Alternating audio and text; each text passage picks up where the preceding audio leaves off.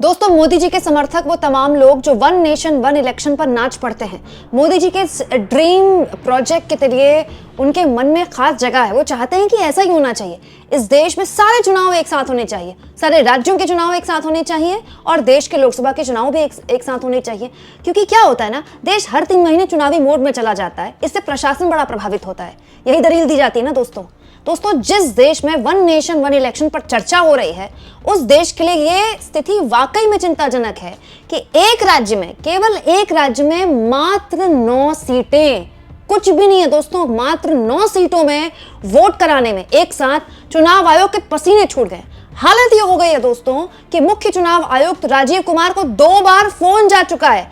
आज सुबह से राजीव कुमार को किसने 2 बार फोन किया और आखिरकार राजीव कुमार को फोन उठाकर, जी हाँ, फोन उठाकर कार्रवाई करनी पड़ गई। सब कुछ मैं आपको तफसील से बताऊंगी, क्योंकि आप ये तो जानते ही हैं दोस्तों कि सुबह से मैं आपको दिखा रही हूं कि कैसे उत्तर प्रदेश की 9 सीटों में जो पोलिंग हो रही है उपचुनाव के लिए, उसमें अलग अलग जगह से खबरें आ रही हैं। समाजवादी पार्टी ने कई जगह की वीडियोस शेयर की हैं जहां खास तौर पर मुस्लिम मतदाताओं को रोका जा रहा है वोट करने से, और सीधा सीधा इसके लिए स्थानीय प्रशासन और पुलिस पर आरोप समाजवादी पार्टी ने लगाया है। और दोस्तों, ऐसी एक वीडियो नहीं है, बतेरी वीडियो है। सोशल मीडिया भरा हुआ है ऐसी वीडियोस से। अरे कोई एक वीडियो फेक हो सकती है, दूसरी फेक हो सकती है, तीसरी फेक हो सकती है, सारी वीडियोस कैसे फेक हो सकती है? हालत तो ये हो गई दोस्तों कि एक विकलांग, जी हाँ, एक विकलांग, जिसको मोदी जी दिव्यांग कहते हैं, वो अपनी साइकिल छोड़कर एक पैर पे खड़ा होकर कह रहा है कि मुझे तक वोट नहीं डालने दिया जा रहा है। देखिए जरा। हाँ नीम, क्या हुआ? तुम वोट डालने के लिए गए थे?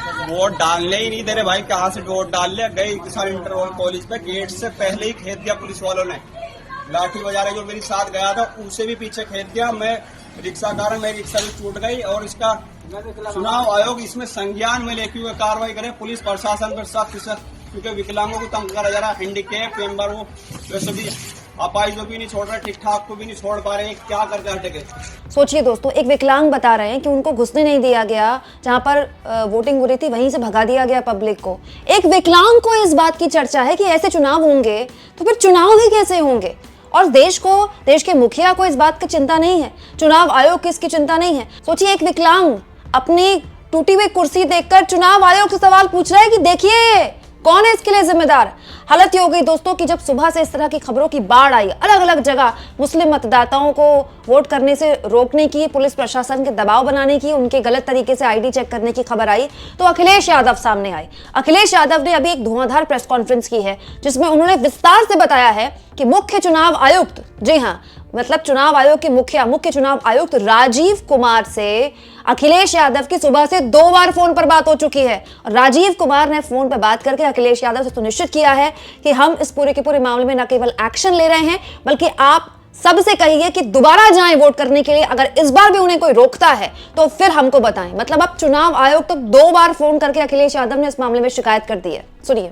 मैं ये बात फिर कहता हूं, इस चुनाव का परिणाम तो हमारे पक्ष में ही आएगा, लेकिन कल को कोर्ट का फैसला इन बेईमान अधिकारियों के खिलाफ ही आएगा।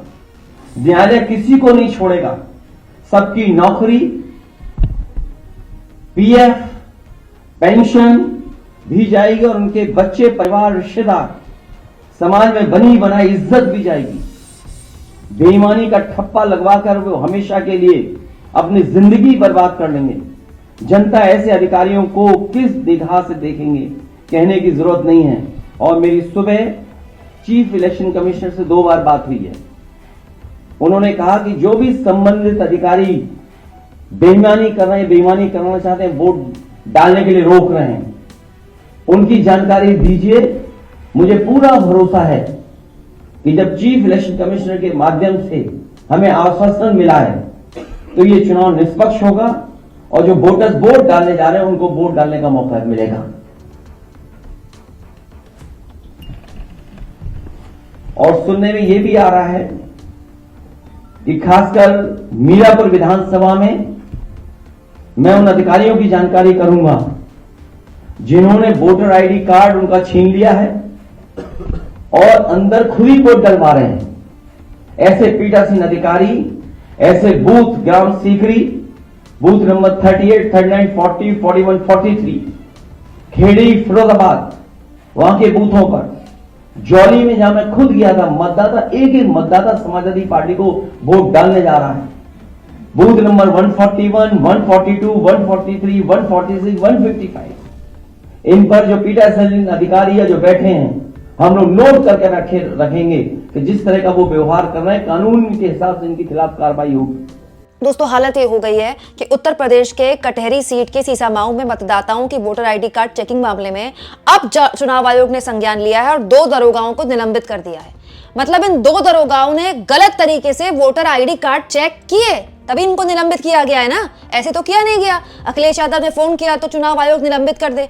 दोस्तों, बड़ा सवाल यह है दोस्तों कि इनकी हिम्मत कैसे हुई, इन पुलिस वालों को कैसे हिम्मत मिल गई, कहां से हिम्मत मिल गई कि ये वोटर्स की वोटर आईडी कार्ड चेक कर रहे हैं, हर लिहाज से असंवैधानिक काम कर रहे हैं, मजाक बना दिया है संविधान का, वोटिंग डे का मजाक बना दिया है। दोस्तों, ये पुलिस प्रशासन है जिसका काम लॉ एंड ऑर्डर मेंटेन करना है, ना केवल साल के 365 दिन, जबकि खास तौर पर चुनाव जिस दिन हो रहा है, जिस दिन वोटिंग हो रही है उस दिन। और उस दिन देखिए खुलेआम ये पुलिस वाले आईडी चेक कर रहे हैं। हालत ये हो गई है कि चुनाव आयोग को सस्पेंड करने पड़ रहे हैं 2 दरोगा। दोस्तों, इस पूरे मामले में चुनाव आयोग ने देर से ही सही लेकिन कम से कम एक्शन तो लिया। अब देखिए 2 दरोगा अगर सस्पेंड हुए हैं तो जितने भी दरोगा इस काम में लगाए गए हैं सब सचेत हो जाएंगे, क्योंकि सबको नौकरी प्यारी होती है। सरकार तो 5 साल में आती जाती रहती है, पुलिस वालों को नौकरी लंबी करनी है, रिटायरमेंट तक।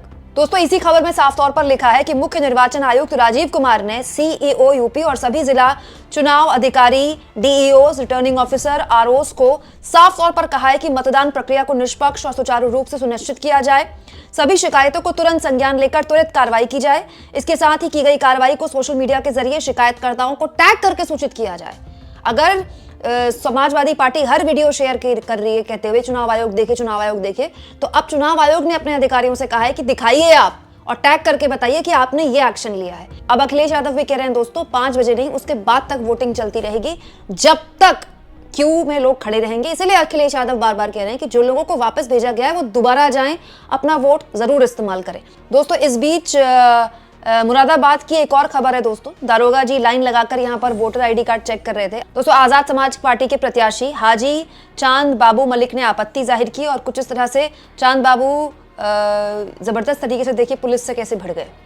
आपका आईडी अधिकार चेक करने का चेक करने के लिए खड़ा है, बता दो मुझे बस। चलो ठीक है, तो जान लेंगे। इस वीडियो को शेयर करते हुए रवीश कुमार ने भी कहा है तो चुनाव आयोग ने क्या एक्शन लिया, क्या वोट डालने दिया गया। मतलब बड़ी अजीब सी स्थिति है दोस्तों। कितने लोग वीडियो वायरल करेंगे और कितनी वीडियोस वायरल हो जाएंगी। ऐसा तो है नहीं दोस्तों कि जो खबरें आ रही हैं बस यही आ रही हैं जो वायरल वीडियोस हैं। ऐसे तो न जाने कितनी जगह इस तरह की घटनाएं हो रही होंगी। आप बताइए, मैंने गलत कहा क्या? 1 नेशन 1 इलेक्शन के नारे लगाते हैं ये लोग और एक राज्य में केवल 9 सीटों पर उपचुनाव ठीक से नहीं करवा पा रहे हैं। आप इस मुद्दे पर क्या सोचते हैं? कमेंट बॉक्स में जरूर लिखें और जितना हो सके चैनल को शेयर करें, सब्सक्राइब करें और थैंक्स और ज्वाइन के ऑप्शन से अगर आप चाहें तो कुछ आर्थिक मदद भी चैनल की जरूर करें।